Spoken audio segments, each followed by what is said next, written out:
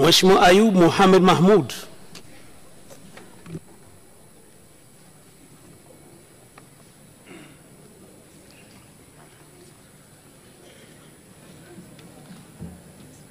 Mimi Ayub Mohamed Mahmoud nathibitisha kwamba nitakuwa mwaminifu kwa Jamhuri ya Muungano wa Tanzania na kuitumikia kwa moyo wangu wote, na kwamba nitaihifadhi, nitailinda na kuitetea Katiba ya Jamhuri ya Muungano wa Tanzania kwa mujibu wa sheria iliyowekwa.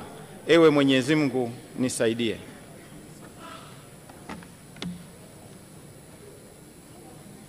Mimi Ayub Mohamed Mahmoud kwa heshima kubwa ninaahidi mbele ya bunge tukufu kuwa nitakuwa mtiifu na mwaminifu kwa nchi yangu Tanzania, na kwamba ninaahidi kuilinda, kuitumikia na kuitetea Jamhuri ya Muungano wa Tanzania kwa nguvu zangu zote na moyo wangu wote. Ewe Mwenyezi Mungu nisaidie. Mheshimiwa Aziza Sleyu Mwali.